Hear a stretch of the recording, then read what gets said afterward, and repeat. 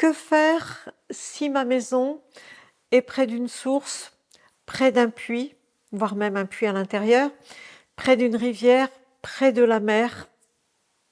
C'est une question qu'on me pose souvent. Bonjour, je suis Françoise Chevalier, consultante et formatrice en Feng Shui tibétain, en géobiologie. Alors, de l'eau, d'abord, de l'eau, il y en a partout. Première chose, dans le sol, dans le sous-sol, il y a des nappes d'eau, il y a des courants d'eau, ce sont des eaux qui sont différentes. Quelquefois, ce sont des grandes nappes. Quand on parle par exemple du bassin aquitain, bassin parisien, voilà, déjà s'il y a le mot bassin, attendez-vous à ce qu'il y ait des grandes nappes d'eau. Moi qui suis dans la région de Bordeaux, par exemple, je vais vous dire que de Bordeaux à l'océan, on est quasiment sur une nappe d'eau partout, presque partout. Donc là, il y a de l'eau partout. Des cours d'eau, il y en a partout. De l'eau avec des cours d'eau souterrains, il y a de l'eau, des rivières bien sûr, mais de l'eau en souterrain, il y en a partout aussi. Il y en a vraiment, vraiment beaucoup. Des sources, il y en a partout. Des puits, il y en a partout. Il y en a même dans les maisons. On m'appelle souvent en me disant « mais j'ai un puits dans ma maison, qu'est-ce que je fais avec l'énergie de l'eau du puits ?» Des rivières, il y en a aussi, et évidemment, bien sûr, la mer. Donc on va regarder un petit peu tout ça. Première chose, c'est pas parce que vous avez de l'eau sous forme de source, sous forme de nappe, sous forme de cours d'eau, de rivière ou au bord de la mer, que vous êtes obligé de ressentir l'influence de l'eau. Il y a des personnes qui ressentent plus ou moins, ça dépend des personnes, et donc si vous ne ressentez pas, pas de problème, vous ne ressentez pas l'influence de l'eau, c'est bon. Après, il se peut que vous ressentiez l'influence de l'eau, mais que cette influence a déjà été enlevée. Ce que faisaient les anciens enlevaient systématiquement toujours l'influence de l'eau. C'est pour ça que quelquefois on m'appelle en me disant « mais j'ai un puits dans ma maison, qu'est-ce qu'il faut faire ?» Et quand je regarde, quelquefois je dis « non, l'influence du puits qui est dans votre maison ne vous dérange pas. » Quelquefois elle dérange, quelquefois elle ne dérange pas. Donc là, si ça a été travaillé, c'est bon. Si ça n'a pas été travaillé, vous allez avoir besoin d'un géobiologue pour qu'il vienne travailler l'influence de l'eau. Et c'est là que je vais vous inciter, bien sûr, à venir apprendre, bien sûr.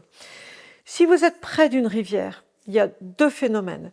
Soit vous avez une rivière très calme et vous n'êtes pas tout au bord, vous êtes un petit peu reculé, on va dire que l'influence de l'eau de la rivière ne vous dérange pas. Au contraire, elle amène un côté paisible, un côté tranquille. Par contre, si vous êtes auprès d'une rivière qui a un fort débit, vous savez, quelquefois dans le midi, on voit des cours d'eau où l'été, il n'y a rien du tout et l'hiver, c'est quasiment ce sont des torrents. Eh bien, si ça n'a pas été fait, à ce moment-là, il faudra enlever son influence parce qu'elle va vous déranger, parce que c'est trop puissant, parce que vous sentez la notion de danger, en fait. Et que cette influence d'eau, en fait, ce qui se passe, c'est que l'influence de l'eau, quand elle est présente, elle entre en résonance avec l'eau de votre corps. Donc, elle vient perturber votre métabolisme et elle nous dérange à ce moment-là. Donc, on a besoin d'enlever son influence et elle nous dérange aussi sur le plan émotionnel. Elle nous amène à être, je dirais, plutôt en introspection, en repli sur soi. On a des gens, par exemple, qui habitent sur des nappes d'eau plus des cours d'eau, qui ont, moi je le vois à leur tête parce qu'ils ont les yeux tout mouillés, ils ont les yeux brillants comme s'ils allaient pleurer. Je sais qu'ils habitent sur de l'eau, tout simplement. Et en fait, on dirait presque qu'ils vont pleurer. Ils peuvent même aller jusqu'à une forme de mélancolie quelquefois. Donc, vous voyez, c'est vraiment repli sur soi. Le danger, c'est quand on est toujours à la maison. Tant que vous travaillez à l'extérieur, il y a un équilibre qui se fait à peu près.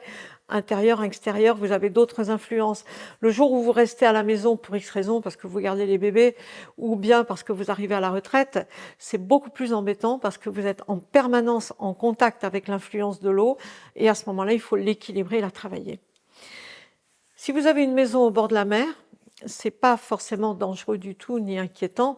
Je dirais même qu'il y a toujours eu des villages flottants. Et il y en a toujours. Moi qui habite près de l'océan, je prends le bassin d'Arcachon. Vous avez des maisons sur le bassin d'Arcachon, des maisons flottantes. je ne ressens pas l'influence d'eau sur ces maisons. Mais même chose, quand vous habitez auprès des grands lacs, je sais pas, le lac Léman, le lac d'Annecy, le lac du Bourget, on ne ressent pas les influences d'eau sur les maisons anciennes parce que les anciens enlevaient l'influence de l'eau. Et quand on va en Asie, on a carrément des villages flottants tout entiers sur de l'eau. Ils vivent, ils jardinent, ils font même des jardins flottants. Eh bien, en fait, on ne ressent aucune influence d'eau parce qu'elle a été enlevée. Donc, soit ça a été fait, soit ça n'a pas été fait. Si ça n'a pas été fait et que ça vous dérange, eh bien, il faudra le faire. Donc, à ce moment-là, soit vous faites appel à une consultation géobiologie extérieure, bien sûr, c'est une solution, soit vous venez apprendre à le faire. Je dis souvent que ça coûte pas plus cher que de venir apprendre, que de faire appel à une consultation extérieure. Donc, quelquefois, ça vaut la peine de comprendre comment sont faites toutes ces énergies, parce que ça vous servira à vous, ça servira à votre environnement, à votre famille, à vos enfants, ça servira à tout le monde. Et si vous changez de maison, vous n'aurez pas à le refaire, vous saurez comment le faire, comment maîtriser le sujet. Donc si vous souhaitez un rendez-vous, n'hésitez pas, en dessous vous avez toutes les indications pour le prendre.